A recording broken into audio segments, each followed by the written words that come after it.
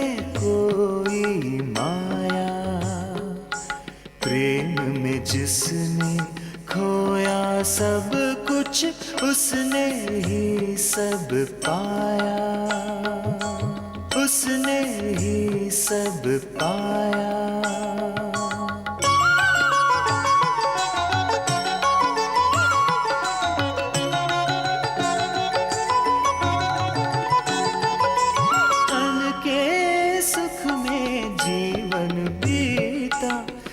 को क्यों तड़पाए, अंतर में तू प्रेम बसा ले, प्रेम ही पार लगाए, प्रेम ही पार लगाए।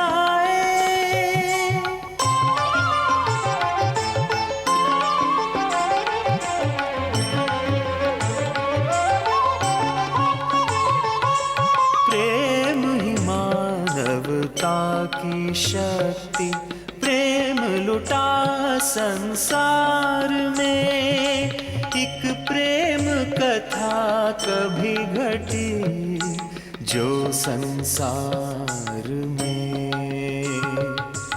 जो संसार में।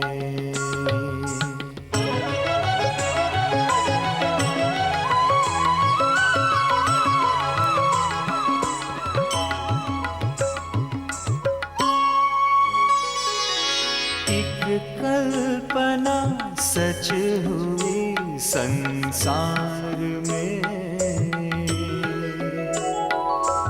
ओज पूर्ण है भाषा शैली, रचना भाव भरी,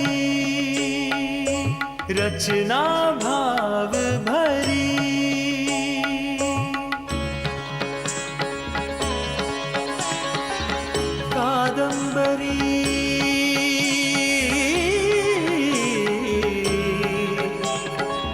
कादंबरी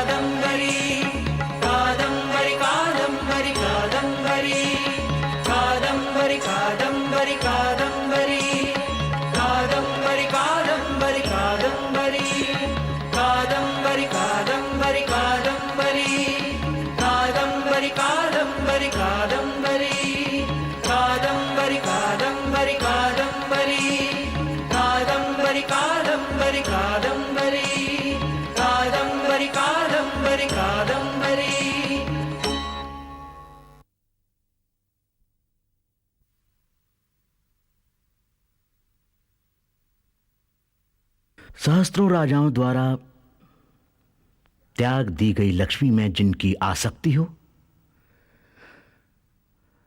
मरणोप्रदेश से परिपूर्ण तंत्र शास्त्र में जिनकी आस्था हो, तथा स्नेह के कारण अनुराग करने वाले भ्रातृगण जिनकी जड़ें काटते हों, ऐसे राजाओं के योग्य न्याय संगत कार्य कुछ भी नहीं होता। जिन्होंने भी विरोध किया वो या तो जीत लिए गए या मार डाले गए। जिन्होंने सिर झुकाया उन्हें क्षमा कर दिया गया। आज वो हमारे साथ सिर उठाकर चलेंगे। हमने तीनों दिशाओं पर विजय प्राप्त कर ली है, केवल एक दिशा बची हुई है, उत्तर। चलो।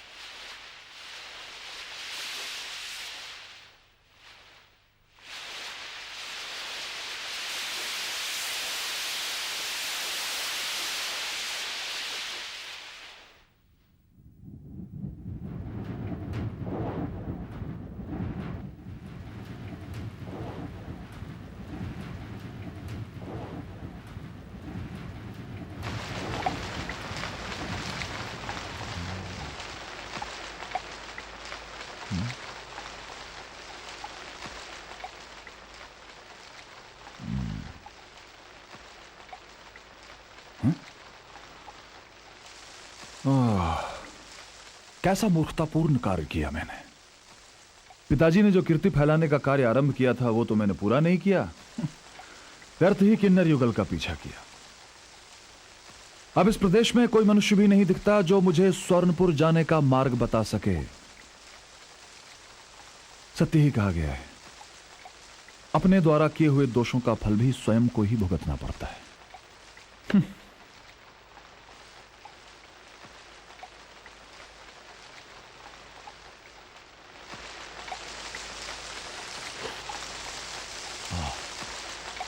कितना सुस्वाद है अमृत समान ये जल,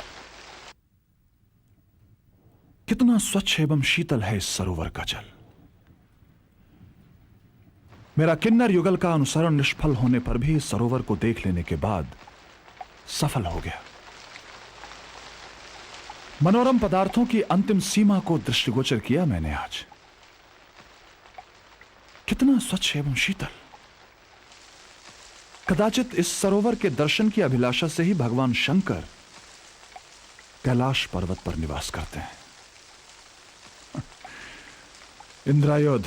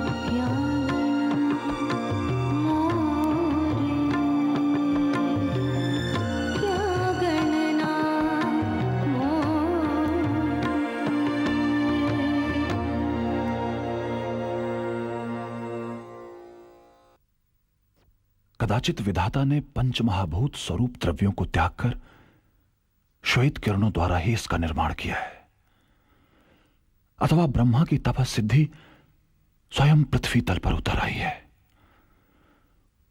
मुझे तो लगता है जैसे चंद्रमंडल से काटकर कूटच, कुंद और सिंधुवारी के फूलों की कांति से बनाई गई धवलता की चरम सीमा ये चंद्रमा की ही बेटी है। कहीं निकट के फल, फूल एवं लता तो कन्या बन के शिव की आराधना नहीं कर रहे हैं। काम विहार विहीन वैदिक सुक्तियों ने कहीं मूर्ति रूप तो धारण नहीं कर लिया है, या कहीं पार्वती के मन की पवित्रता ने शरीर तो धारण नहीं कर लिया। इसके स्वर में वैदिक मंत्रों की मिठास है। निस्संदेह ये कोई देवी है, क्योंकि किसी मनुष्य का स्वर इतना मीठा कदापि नहीं हो सकता। ये आंखें खुलते ही मुझे देखकर अदृश्य हो जाएगी, तब फिर मैं कैसे जान सकूंगा कि ये कौन है?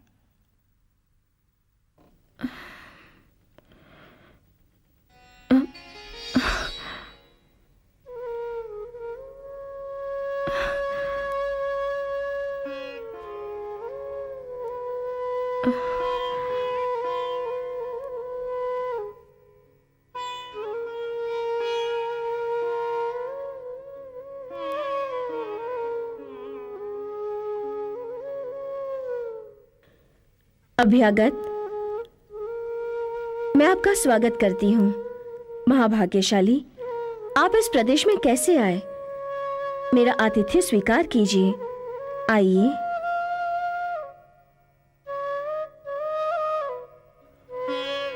यह हर्ष का विषय है कि ये मुझे देखकर अंतर्निहित नहीं हुई। यदि मैं आग्रह करूं तो अवश्य ही अपना सब वृत्तांत कह देगी। आइए, विराजिए।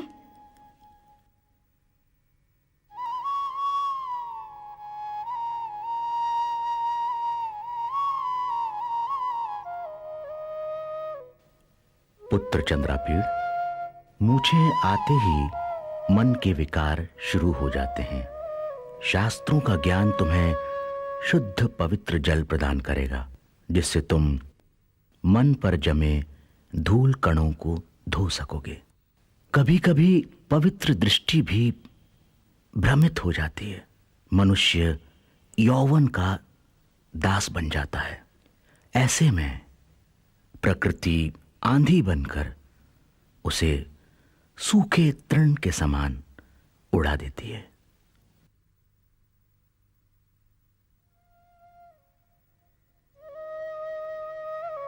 देवी, रहने दीजिए, रहने दीजिए। मेरे लिए इस अनुग्रह का कोई प्रयोजन नहीं। मेरे सारे पापों को धोने के लिए आपका दर्शन ही पर्याप्त है। कृपा करके बैठिए। अभ्यागत, आप कौन हैं? देवी, मैं उज्जैनी का युवराज चंद्रपीड़ हूं। राज्याभिषेक के पश्चात मैं दिग्विजय के लिए निकला। मार्ग में मैंने किन्नर युगल देखा। उत्सुकतावश मैंने उनका पीछा किया और पीछा करते करते इस स्थल तक आ पहुंचा। किंतु यहां आने के उपरांत न जाने क्यों वो कहां अदृश्य हो गए। देवी, आपके इस अनुग्रह ने मेरे मन में कौतूहल उत्पन्न कर दिया है। यदि आपको कोई विशेष क्लेश ना हो तो कृपा करके अपने बारे में मुझे कुछ बताइए।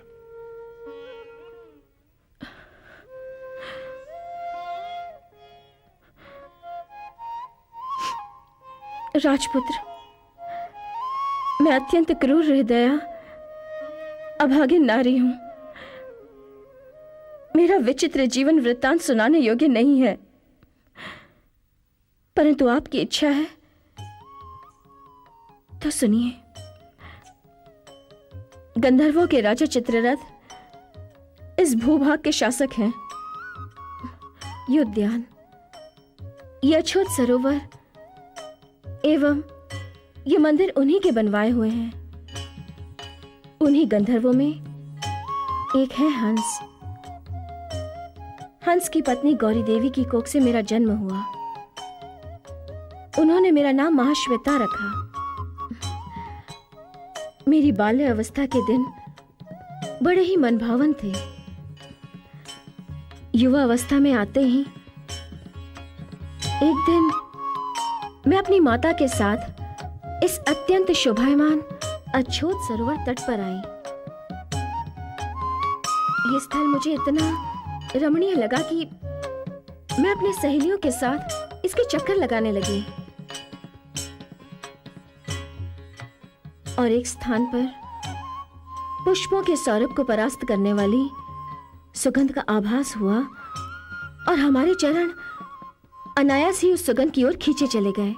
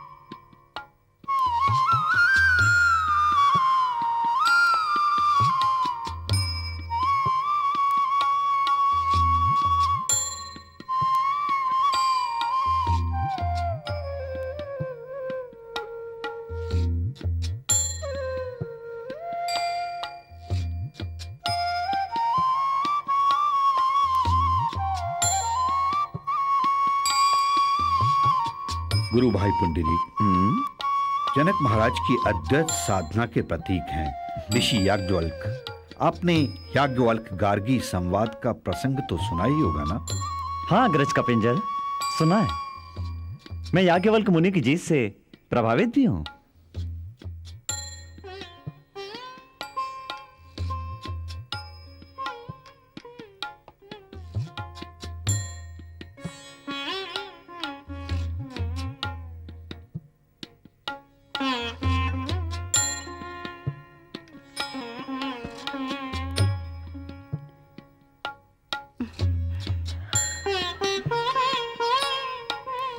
इस तरह के पुष्प के सौरभ का अनुभव तो जीवन में मैंने कभी भी नहीं किया था तरलिके।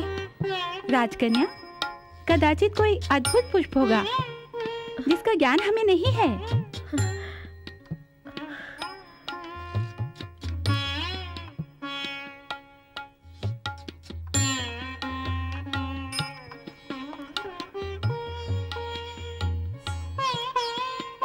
ये क्या? मैंने तो सुना है कि कामदेव भगवान शिव के तीसरे नेत्र से भस्म हो गया है। पुनः वो युवा मुनि के रूप में जीवित यहाँ कैसे?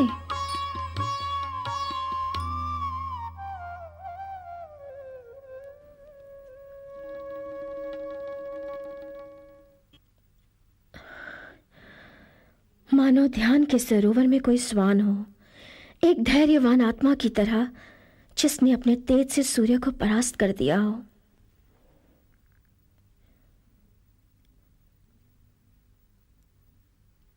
तरलिके, ये दूसरा युवक कौन है? अहो, कुसुम मंजरी की सुगंध ने ही अन्य सभी पुष्पों की सुगंध को परास्त कर दिया है। मेरा सर्वस्व इसी युवक का पीछा कर रहा है। ये कैसा खिंचाव है? क्या ऐसे ब्रह्मचारी को भ्रष्ट करना उचित होगा, जिसने अभी तक काम वासना को जाना तक नहीं? किंतु मैं अपने मनोभावों को कैसे रोकूं? यदि इसके सामने जाऊं तो कदाचित ये युवक मुझे अभिशाप दे दे, क्योंकि साधु सदैव स्वभाव से क्रोधी होता है। हाँ, जो भी हो, मैं उसके सामने जाके रहूंगी।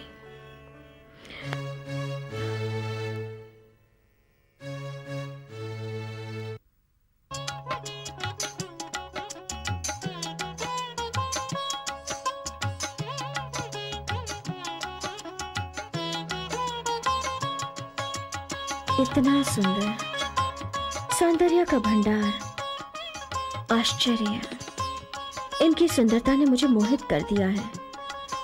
मैं भी यौवन में हूं। इच्छाएं अच्छे बुरे का ध्यान कहाँ रखती हैं। मैं इनके अधीन हूं। मैं इन्हें अपनी दृष्टि से ही निकल जाना चाहती हूं। ये कैसा आकर्षण, ये उनकी सुंदरता है, क्या मेरी मूर्खता, मेरे सभी भावनात्मक विकार उनकी ओर खींच रहे हैं मुझे। लज्जा तो जैसे श्वेत की बूंदों के साथ बह गई है। मेरा पूरा शरीर इनका आलिंगन चाहता है। इतनी अधीर, इतनी काम पीड़िता।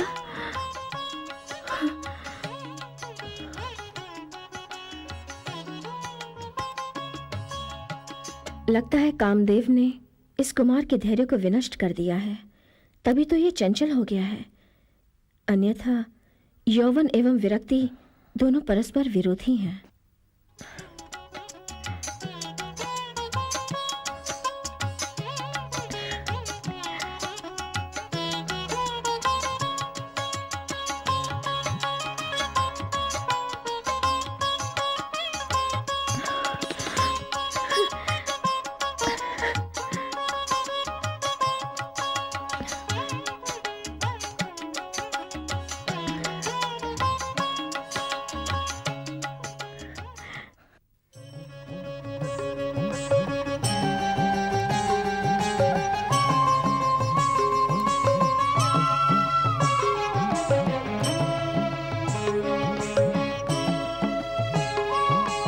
प्रेम में दो पल जीले पगले, जग है कोई माया। प्रेम में जिसने खोया सब कुछ, उसने ही सब पाया, उसने ही सब पाया।